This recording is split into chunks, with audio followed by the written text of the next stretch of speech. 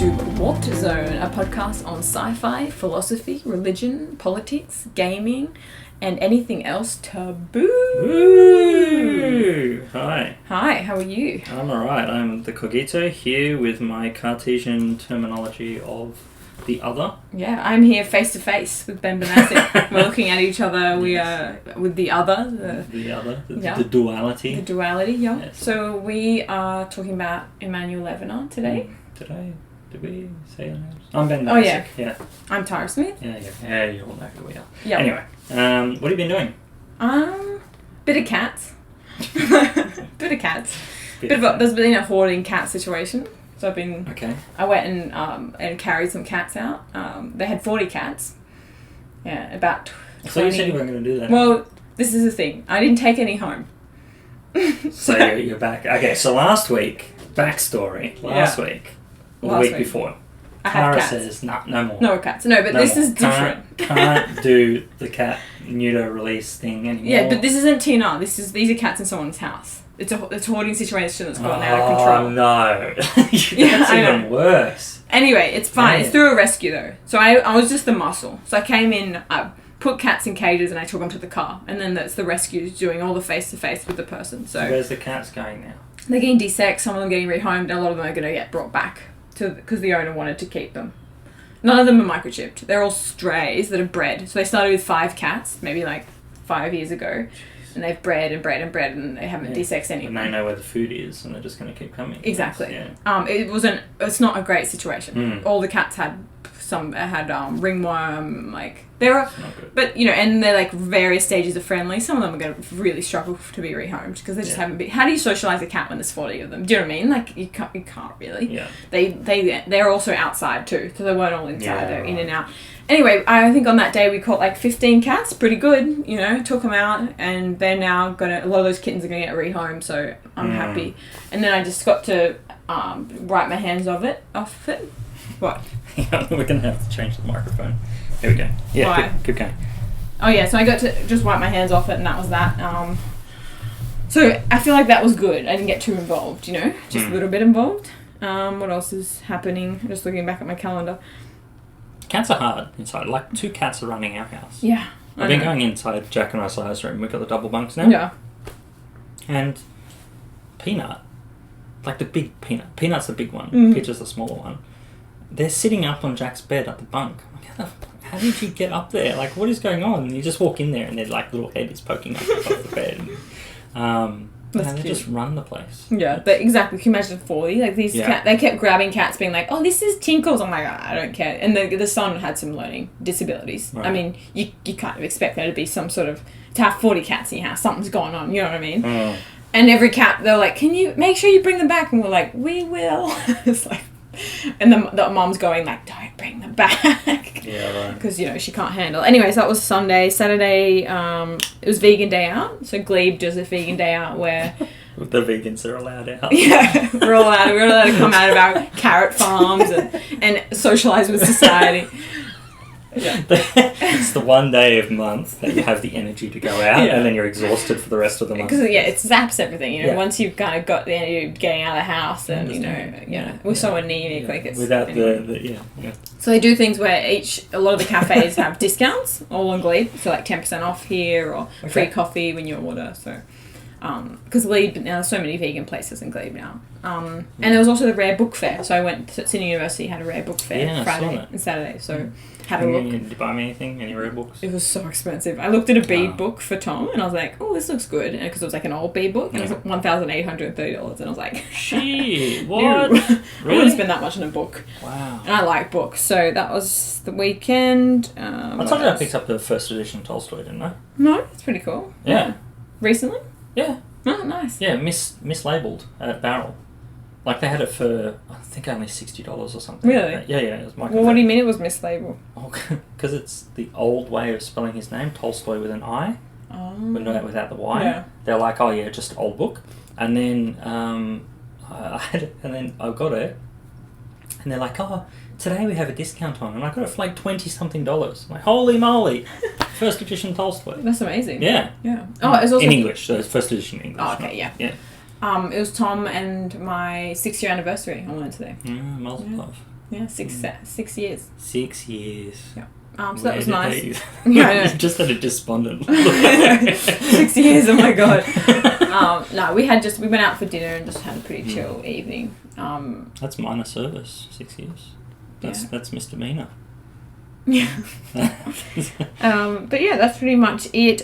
We dropped a cat. I think the cat we had, the female cat that had the desexing. Yeah. I had to take her to the vet and get them to rehome her because Thomas was being too aggressive. Did I tell you this already? Thomas wanted to beat the shit out of her. Yeah. So they have a good track record rehoming cats. So I took her there in Coleroy, Coleroy vet, and then each day I'd be like feeling bad about it. But I mean, I did the best I could.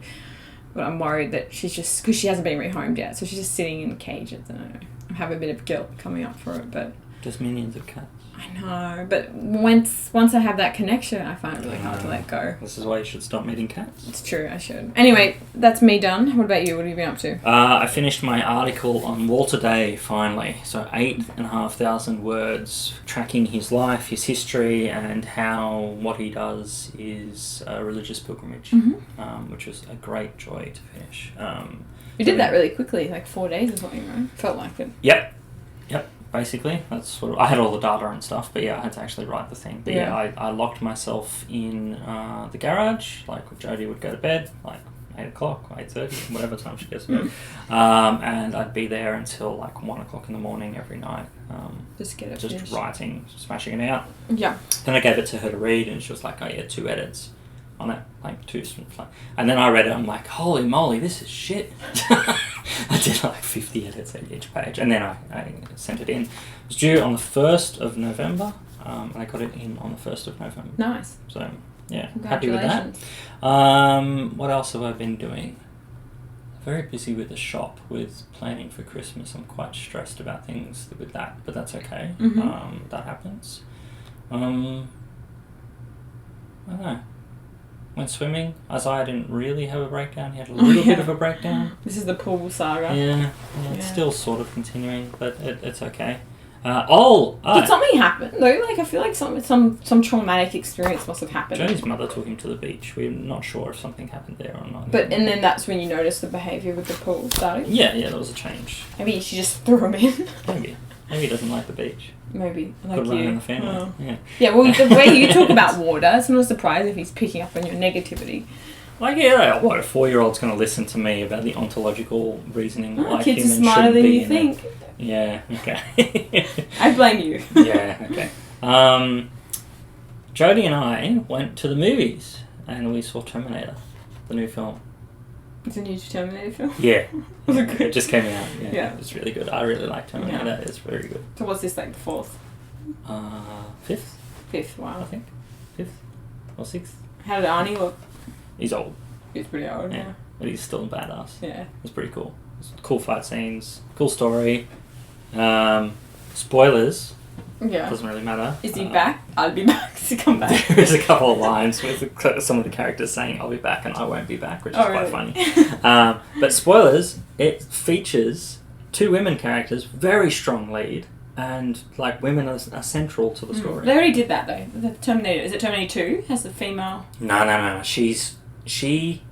The mum's always badass though. Yeah, but they touch on it. The issue with doing that is that she has to survive to carry the son, which is going to lead the rebellion. So it's still pretty male focused. That's right, yeah. So you are the carrier, if you like. The incubator. The incubator, yeah. But the women in this are given a lead. And a central a lot of films are doing that these days, and getting a lot of flack from the PC police, like from people that are saying that PC gone bad, because a lot of female. It's just stupid. Like the assumption that a woman's just there to carry another child. It's weird.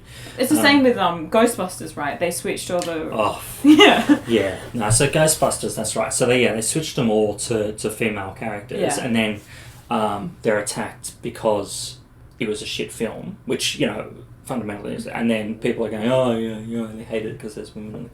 But I don't think there's anything wrong with. I think though that female characters shouldn't just be switched. They should just have stronger characters when they. Yeah, I don't think they should just swap them. Absolutely. That to me just seems and that's tokenistic. What they did. Yeah, totally. And this is not tokenistic. What they did in Terminator, it's really, really well thought out. Yeah. Well presented, and it's got an equality of voices across the board. Because it won't, switching doesn't always work, because those characters are often cast, the characters are created as men in the first place, so unless you are going back and really changing the backstories, that won't really work in sequels and stuff like that. Yeah, totally. It's weird.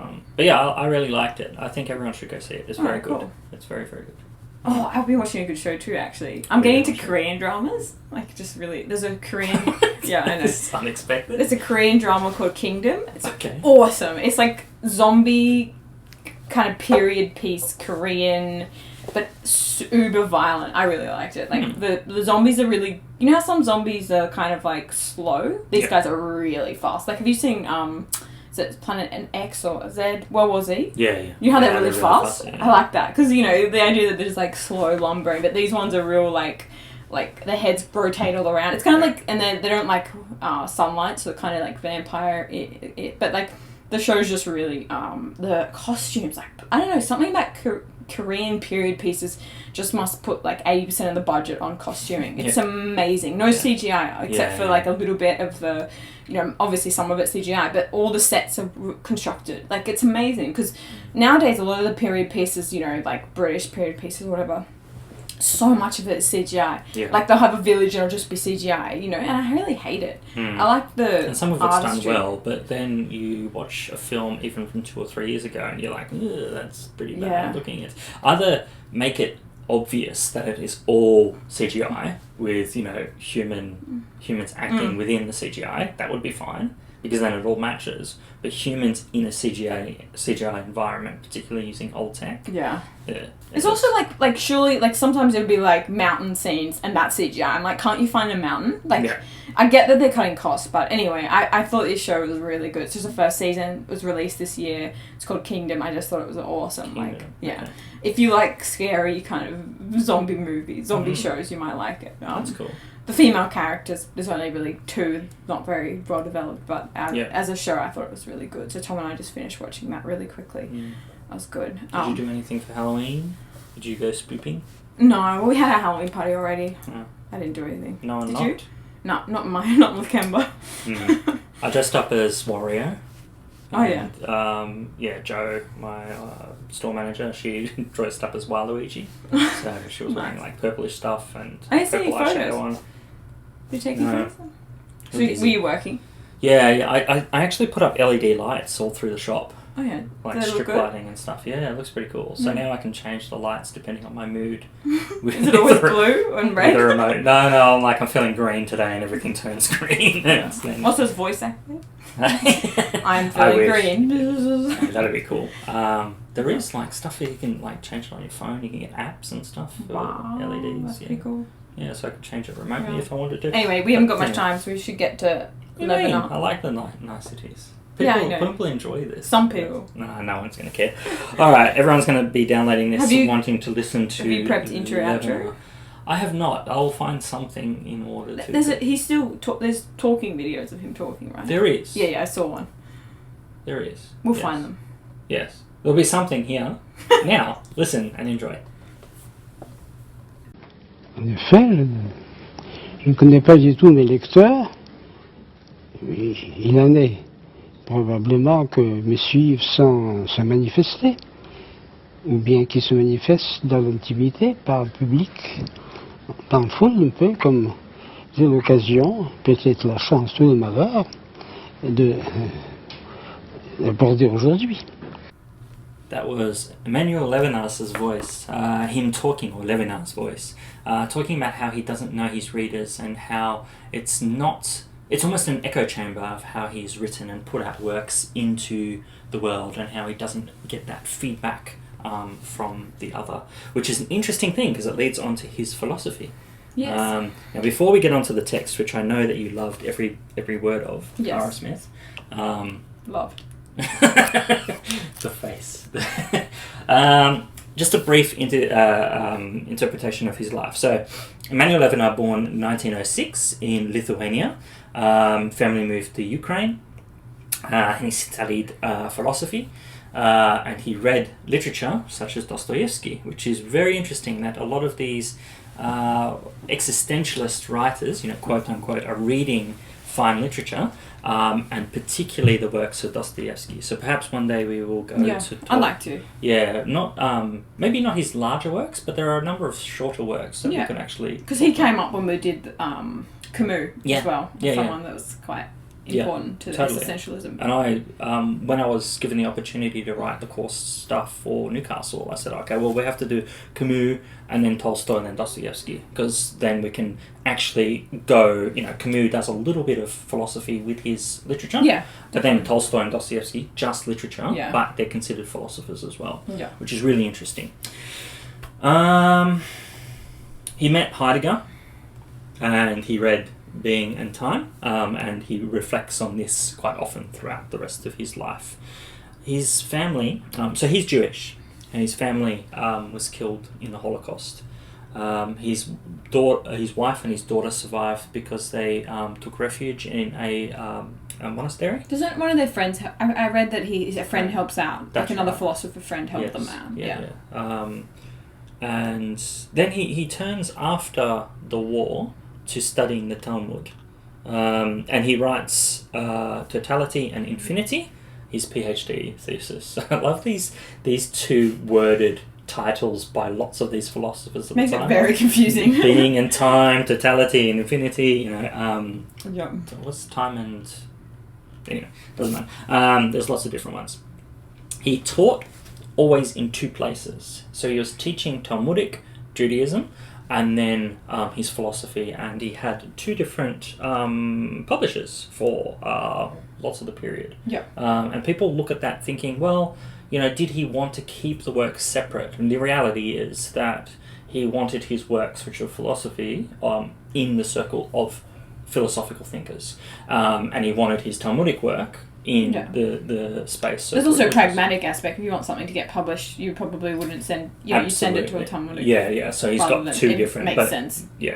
Pope Jean Paul II said that Levinas was his favourite philosopher of all time, which is lovely. And Jacques Derrida, I'll read what he wrote in his Adieu to Emmanuel Levinas, which is quite a beautiful work from a philosopher. I am very much a Derrida fan, and how he writes about Levinas in saying goodbye, adieu, is amazing. And he wrote that within 3 days of Levinas being buried. So he immediately, as he hears the news, he begins writing. And he writes, one often speaks of the ethics. So this is according to Derrida, what Levinas said. One also often speaks of the ethics to describe what I do, but what really interests me in the end is not ethics, nor ethics alone, but the holy, the holiest of holy. And that's where his philosophy actually comes from. So he's mixing Judaism and phenomenology, bringing them in together, and understands ethics as a first philosophy, an approach of how to engage with the world and life. And this is where we come to the section B in the reading, which is Separation and Discourse, a section from Totality and Infinity, and we read from page 53 to page 81. I wish we just read the whole thing. Really? No. You did not like it? No. Okay. Alright. So, what do you want to do? How do you want to do this? Well, I just found it really confusing in general. Maybe we start there.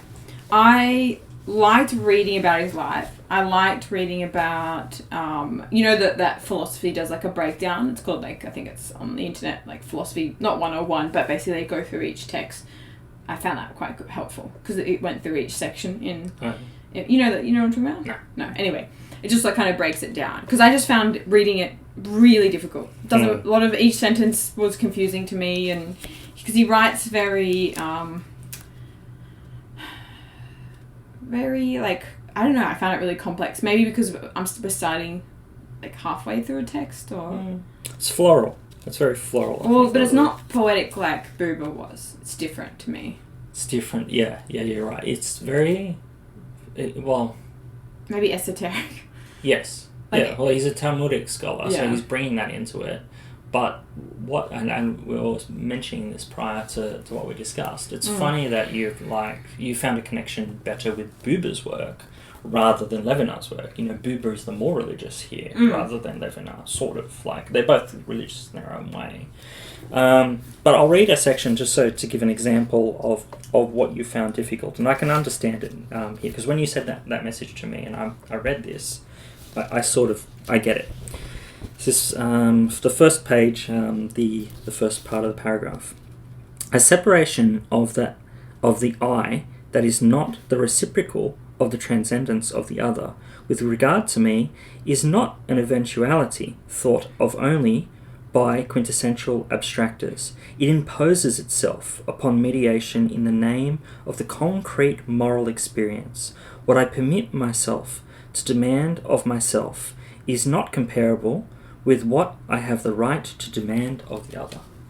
Yes, I don't know what any of that means. Yeah, I would have to have read it like 7 times and break each sentence down. That's the only way I would be able to understand it. And I think, so a little bit of background as to, well, we're reading this in sequence, yeah? We're reading this for next week's reading as well. And to jump from Buber to Levinas and then to go forward and then looking at the modern existentialist thought.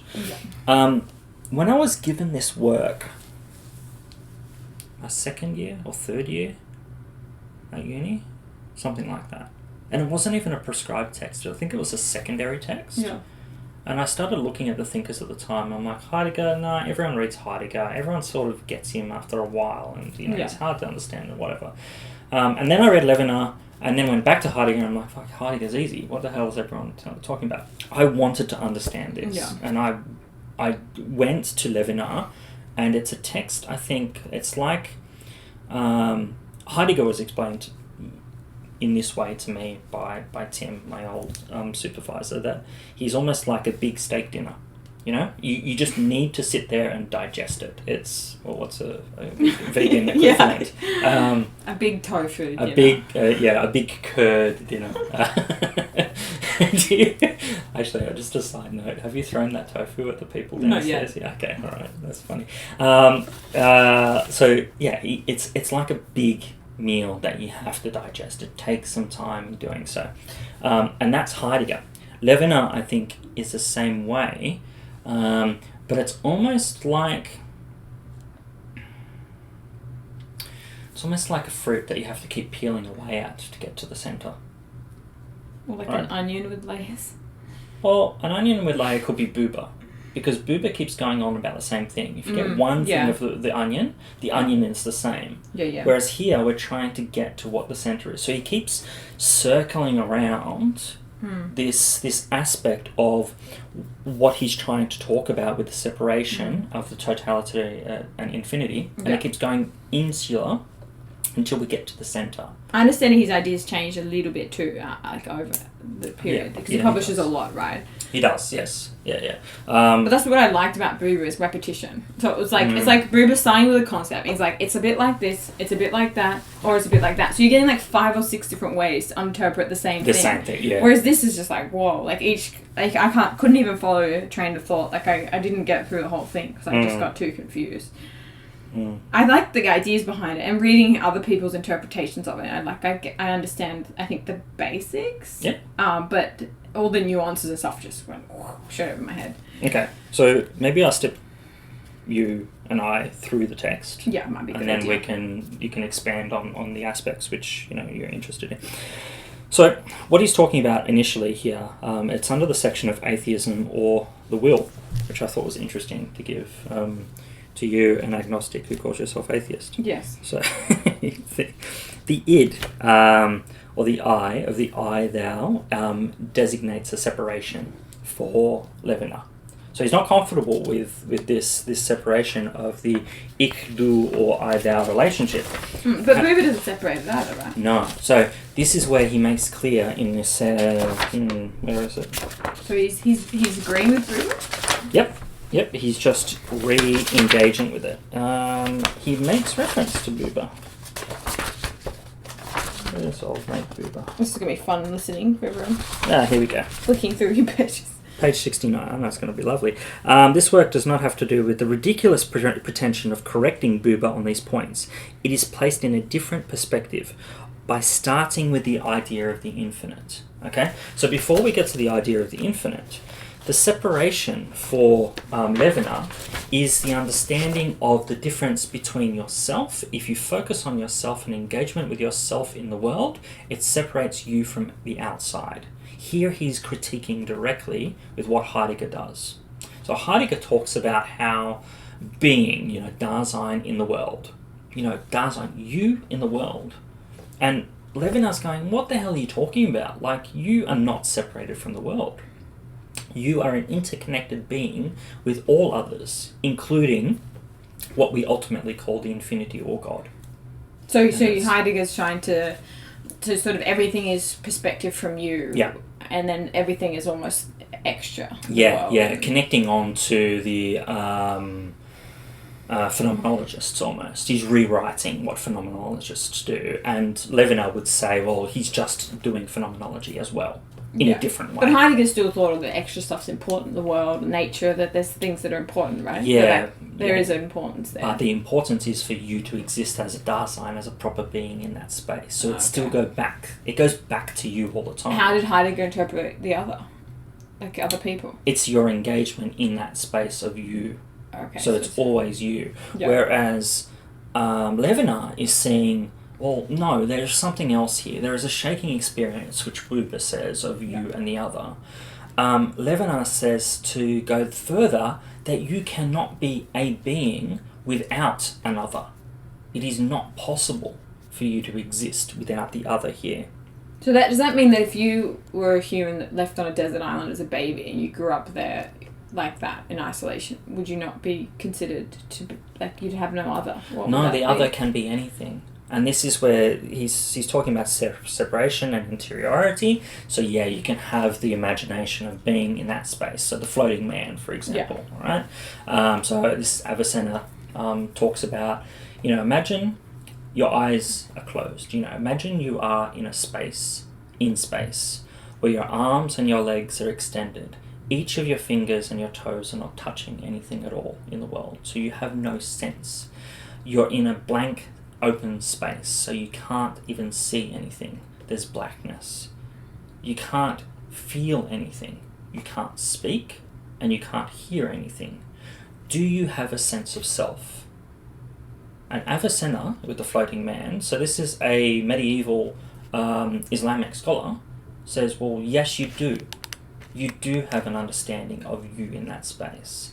That is proof that you have a soul. And therefore, if you have a soul, there is an aspect of eternal, salvation, possibly, and therefore there is God. So he uses that to prove God. Would Levinas say the same thing? Absolutely. But my understanding is that Levinas is saying it's all to do with the other. So if there's no other, then how are you able to understand who you are? The other is the eternal other as well, the eternal thou, which Buber talks about. Okay. So it's not just another human? No, it can be anything and everything. And anything and everything is the other to us. Yeah. Okay. Let's say separation and interiority. I want to read this quote and what he says about atheism and get... You want me to read it? If you want. Do you want to? Sure. Yeah. One can call atheism the separation so complete that the separated being maintains itself in existence all by itself, without participating in the being from which it is separated, eventually capable of adhering to it by belief. The break with participation is implied on this capability. One lives outside of God, at home with oneself. One is an I, an egoism. The soul, the dimension of the psychic, being an accomplishment of separation, is naturally atheist. By atheism, we thus understand a position prior to both the negation and the affirmation of the divine, the breaking with participation by which the I posits itself as the same end as I. I think I just realised why I don't like how he writes. He writes as I'd imagine someone trying to write a riddle might write. Like, it's kind of tricksy, the language. Like, I find it like that. Like, there's lots of qualifications about every single sentence, yes. And they're long, really long sentences. If I was marking this as a kid's essay, I'd say, you need to simplify it. Yes. Well, they're not as long as Heidegger's, so it's not... Yeah. Yeah, very different to how Buber was trying to write. To me, Buber's writing to everybody, whereas this is quite intellectual, I find. Yeah. So, that's not your atheism, is it? I was too busy focusing on the reading. Will you explain it? So one can call the atheism that is a separation so complete that the separated, so the atheist, being maintains itself in existence all by itself. So you're all on your own. That sentence doesn't even make sense to me. It does. Okay. The fact you have to break down every sentence like this means it's too complicated. Okay, so one can call. Okay. Can I say how much I'm enjoying that you're hating this? It's so good. One can call atheism this separation so complete that the separated being, got it, maintains itself in existence all by itself. Okay, yeah. Without participating in the being, capital B, from which it's separated. Okay. Yeah. Eventually. Oh my god, this is not eventually capable of adhering to it, I believe. Yeah. Okay. Alright, so you're separated. Yeah, okay. You're all on your own. Yes. But you don't feel that way. No. So that's why you don't think I'm an atheist. Because I'm still connected to something. But is an atheism normally just not believing in God? Or when you're saying God's everywhere, something and everything. So God's there with a divine energy can be existent. Yeah, I kind of agree. I feel like you make up little stories in your head, even atheists do.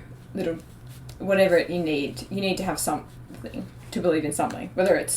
connected morality or, universal morality even. This is where Levinas actually touches. So this is where, existentialists can look at Levinas going, aha, he's talking about the right thing. And then you can have someone like the Pope, literally the Pope, going, he's my favourite philosopher. Right. So he's really swaddling both camps. Both, yeah.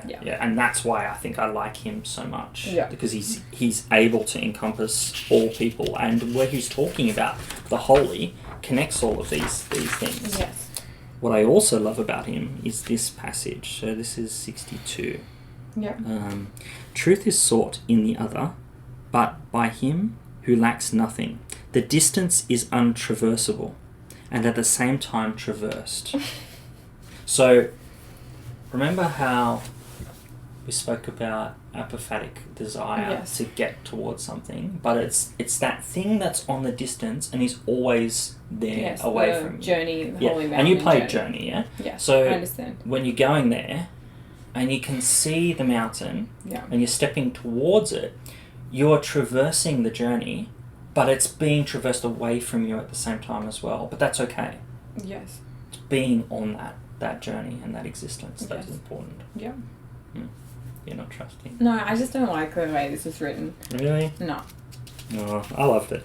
I feel like, every sentence is a riddle. Like, it would take me, 6 months to understand. I have to break down each sentence. There needs to be, a dumb version of Levinas. Dumb.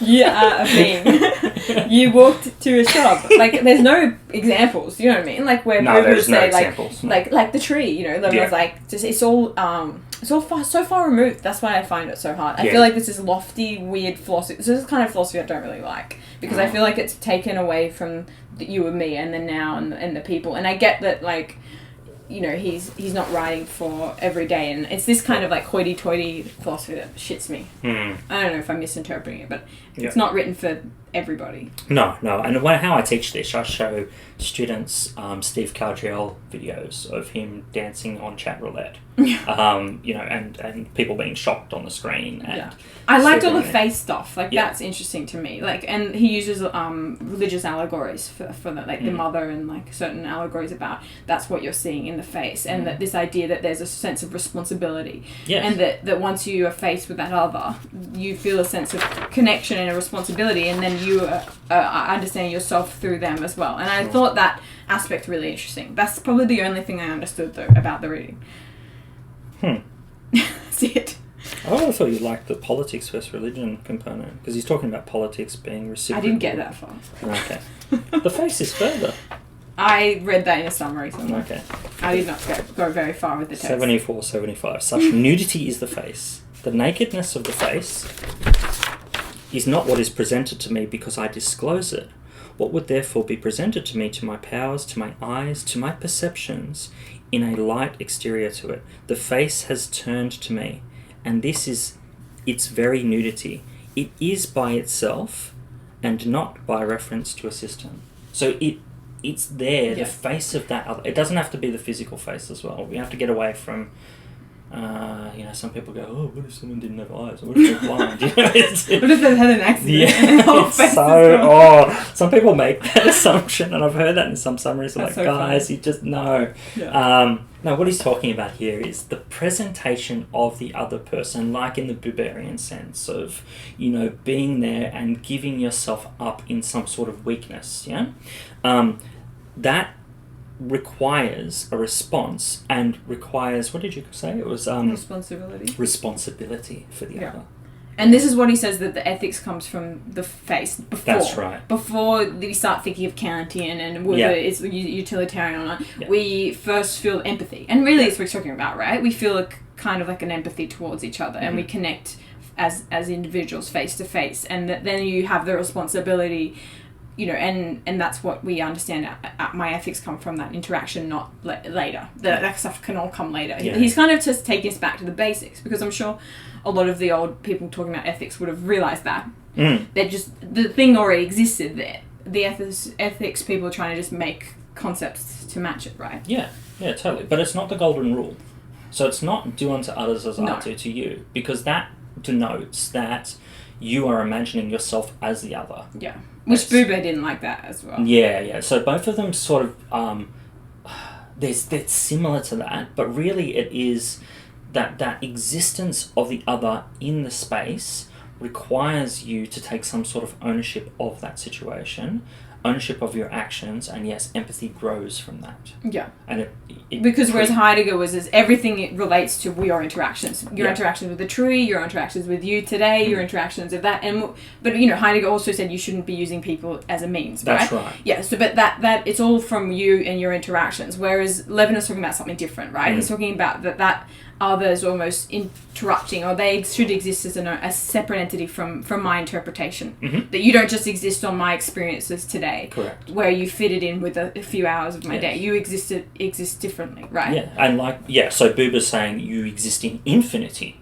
I cannot capture you. Yes. So you, Tara Smith, there is concepts that I understand about you, but there is concepts which I do not, and I cannot, nor can I ever understand you in totality. Nor it's can like an enigma. Yeah. So we all are beyond bounds.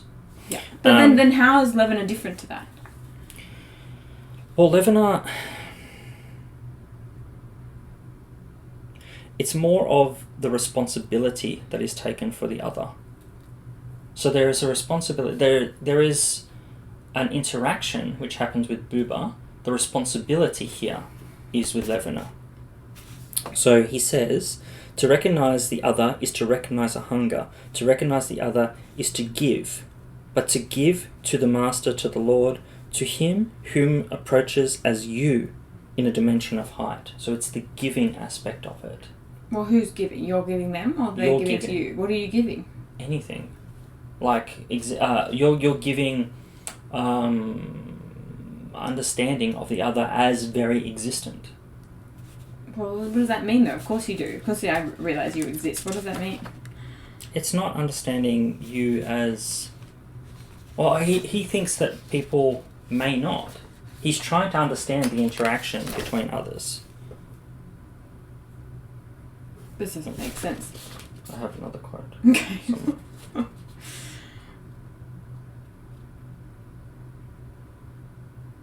Yeah, so the proximity of the other, yes, the proximity of my neighbour, is in being an immutable moment of revelation of an absolute presence that is disengaged from every relation which expresses itself.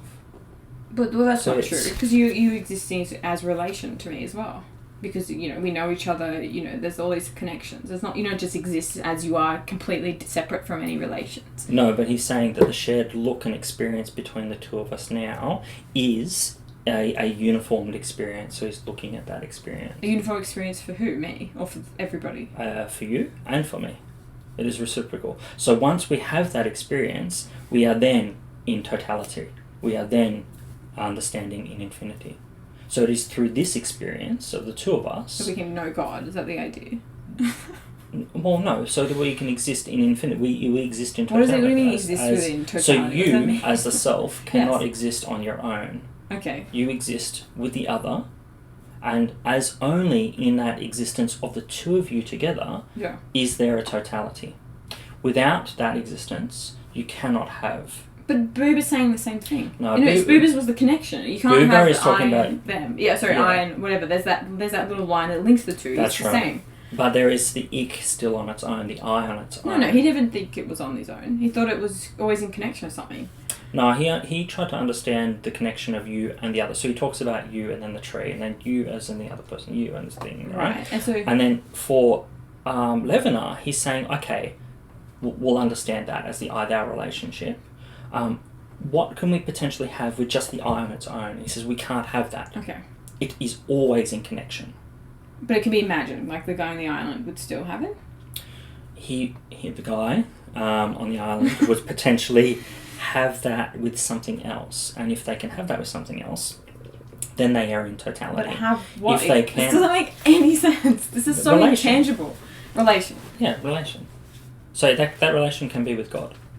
Or with an animal. Or with an animal. Yeah. Where is this example? There's no example. He's a terrible writer. He's not a terrible writer. He's a terrible philosopher. I hate him. Celebrated philosopher. What I do like about him is that he's had this shitty life, and he's finding quite a positive understanding of ethics. That he does believe that there's some power in that connection between people, which is really amazing. Because I imagine if it was me, who'd been through, all that terrible treatment and blah, blah, blah, I'd find it very difficult to think that there's any sort of connection between... Or that people care about that. Because obviously there's a lot of people that don't, right? That can look you face to face and then shoot you or do something horrible. So how can people do that?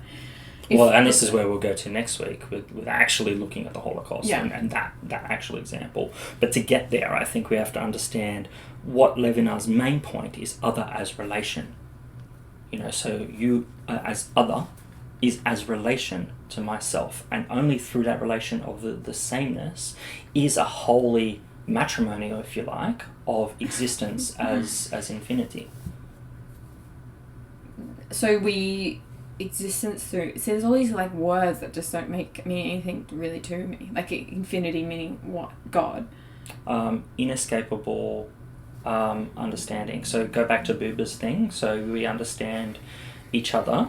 If I start thinking of so Tara's PhD student catches cats, shouldn't catch cats.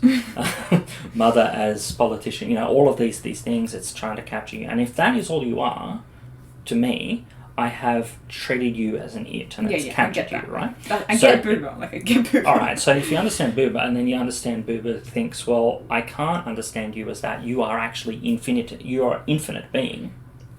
For Levinas, he says, well, no, for totality of yourself, you are connected with the other, and only through that connection is an inescapable or ineffable relation between the two. That in itself is infinity. Other is relation itself. Okay. I still don't think I get it. So it's more about... So, how would this look like in an example? Give me an example of how this might happen. This connection with the other. Or we all go through it every day. But my understanding is that Buber's I-thou is difficult to attain, right? You're not often... You give the example of going to the petrol station, right? And that using people as a means and blah, blah, blah. And that it's very difficult to think of somebody outside of... the ik-thou relationship is... the I-thou relationship is something to strive towards, whereas the I-it relationship is what happens all the time. Whereas... So I don't really understand what Levinas is really contributing differently to Buber. Second of all, I don't really understand or what his example actually looks like. So you and I would be us having a relation, a friendship is what? Is that our connection to the infinity? Yes. What does that mean? Yes, we are in infinite space together. Oh, so you mean we're breaking up the temporal... So we exist in the now only by our interaction with each other. That's right. As soon as we leave and we're on our own and we're moving towards time, we're sort of in the past now. That's right. So this is our connection to the now. That's right. Yeah, yeah. And then there will be other connections that you'll potentially have with others. So then you will be existing. So it's like we're existing on a timeline, and it's only through our interactions with the other person or God or whatever that we are connecting to the now timeline before progressing to. It doesn't really have to do with time, but I think that's an easy way to think about it, and it might bring clarity. Yes. Yeah. So then, only through that existence of each other in this way are we infinite in that regard. On our own, then we are limited beings. So it's like we can work towards something different outside us, God, something interesting only in this connection and not on our own. That's right. But you can have that connection with God or anything. Yeah. And that connection has to be something, I assume it has to be more like the I, thou, less like the I, it, right? That's right, yeah. Yes. But he doesn't spend much time talking about that? No, because he accepts what Buber says and finds that useful. But what he's talking about is, well, what does the being exist on its own, and how does it exist in the I, it? And he says, well, we don't really an I then. So he would be maybe a little bit dismissive of a monk living out in isolation, because he'd be trying to find God in that sense. That's right. Or they could have a relationship. Well, who's not doing this then? Like, who's anti not doing what Levinas kind of suggesting? I think the person that strives for the I, it all the time would be the antithesis of the infinite being, or the being in totality. So, Eichmann, probably. Adolf Eichmann, the guy that organised Holocaust and stuff. So thought he did a good job because he limited the amount of bodies on a train that were going from Hungary. That's pretty shit, to exist as a human that way, and looking at people as numbers. So there's an implication that the interaction has to be positive? Like, well, if he was staring at someone face to face and decided to do those calculations, would he be kind of still existing in there? Okay. Yeah, so... Right. Yeah, I don't know. I guess so. I guess there has to be some sort of neutral or positive aspect to it. Right.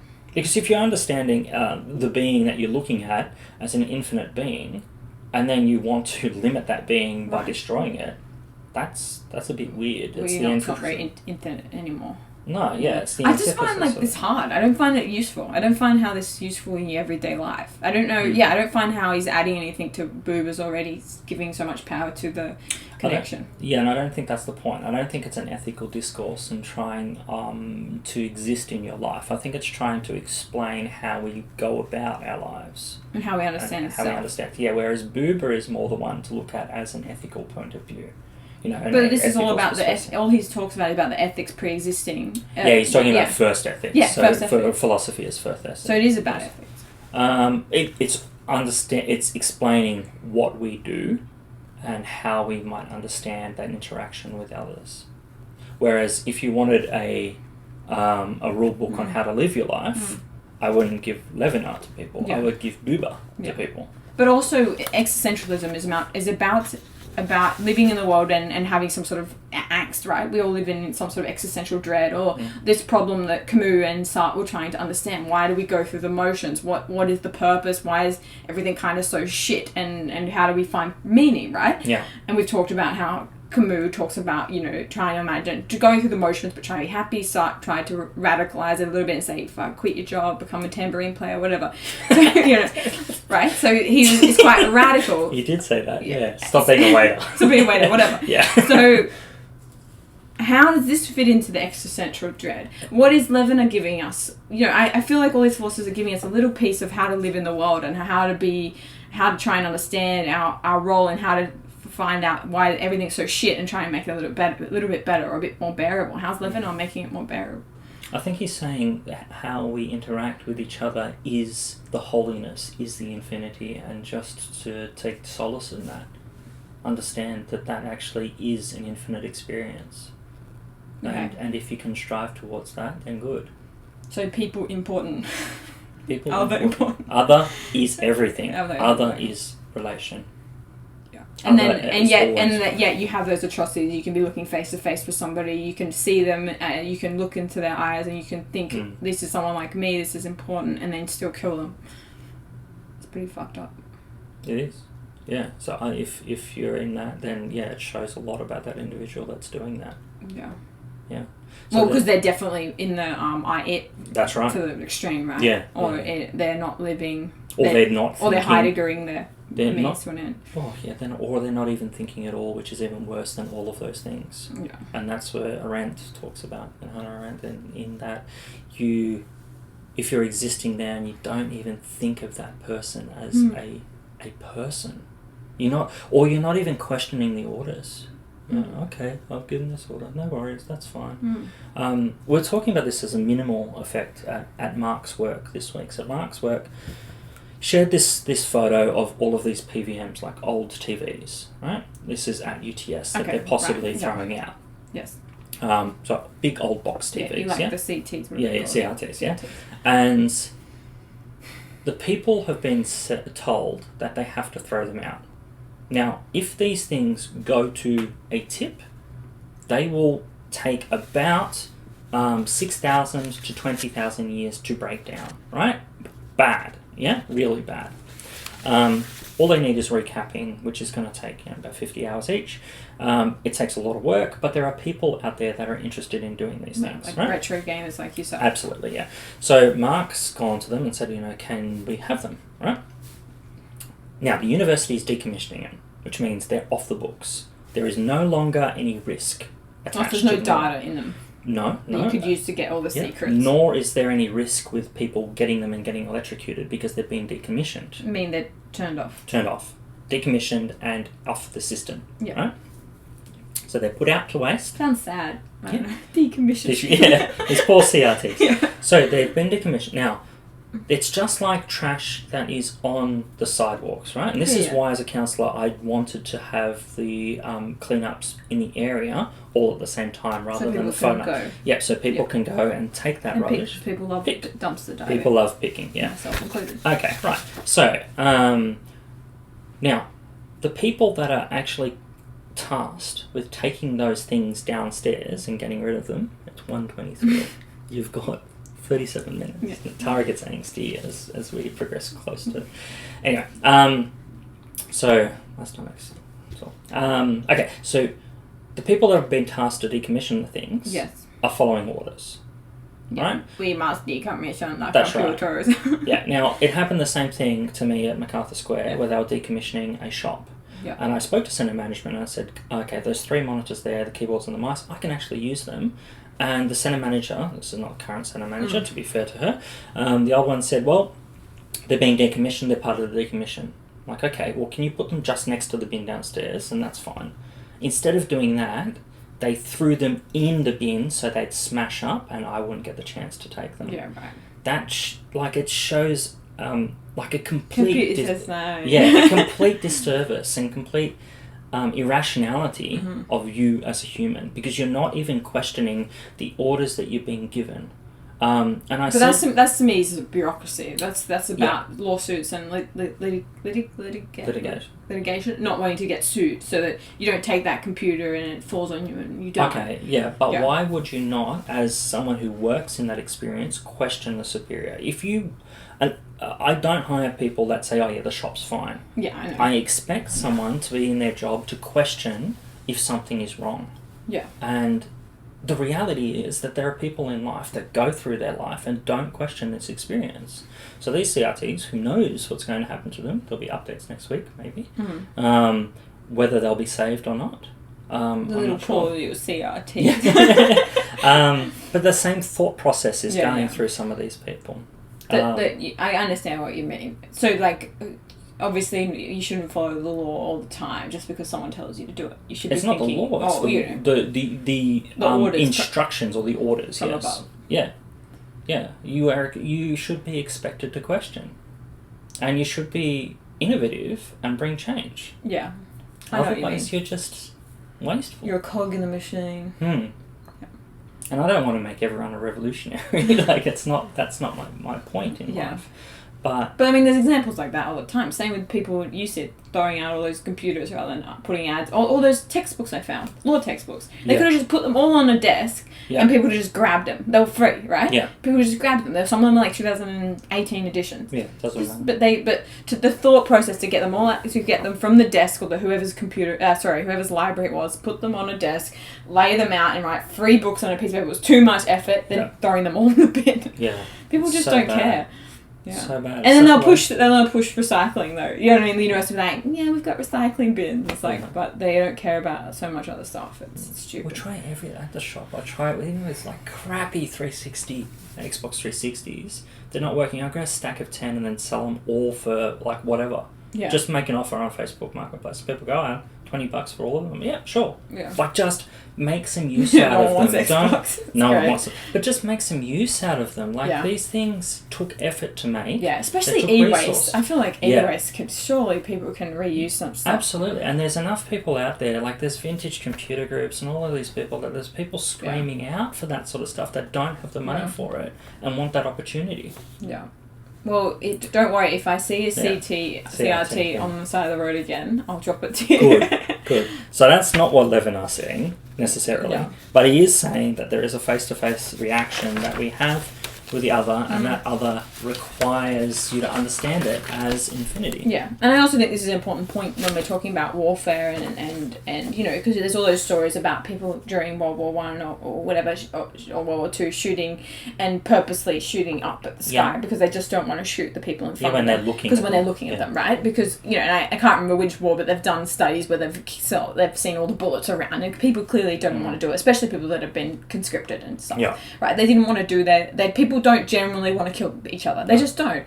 And yet, once you remove that facial element, and you look at drone warfare and things, and that aspect. Oh, when it goes into the green screen with the white body there, and it's no longer. Yeah, we talked a bit about this. You can see the shape of the body, but you can't see the face of the person. Yep. So then it's psychologically better for the people that are actually, you know, controlling the drone or whatever.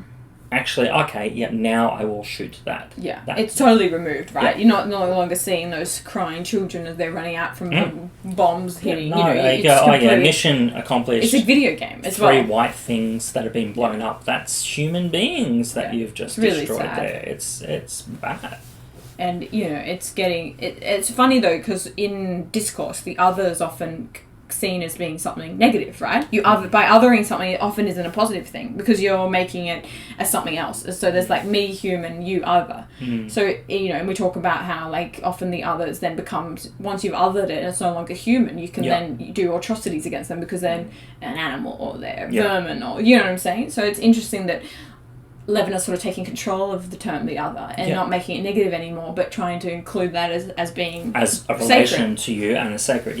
Whereas, and I think that this is where the differential with Buber and Levinas is. So Buber says, well, no, the other can be understood as an it. Levinas says, well, no, as soon as you understand the other as the other, it is relation. Like, that is the relation. No return to it. No. Yeah, there is that. It's interesting. Yeah. I definitely prefer Buber. Yeah. I like the concepts of Levinas. I just found his writing really difficult. Understand. Yeah. Next week we're doing Melissa Raphael, the female face of God in Auschwitz. Yeah. So there won't be much background on her because she's a modern academic, but she wrote an awesome book. And I would love for you to read it and bring your thoughts to it, particularly in the light of Buber last week and Levinas this week. And because we're doing a little triage. We are. And then what we do after that, I'm not sure. My stomach is going to explode. You're hungry? I think so. Yeah, I haven't been hungry for a couple of days. Oh, yeah. Yeah, I'm sure everyone's thrilled to know about your stomach movements. Yeah. All right. Well, that is it. For Levinas. Yeah. Hope you enjoyed. Thanks for listening to me trying to puzzle it out. I hope. Well, I know you didn't like reading it, but I think that the concepts are good, and hopefully you found that useful. Yes. Okay. Au revoir. Bye. Bye.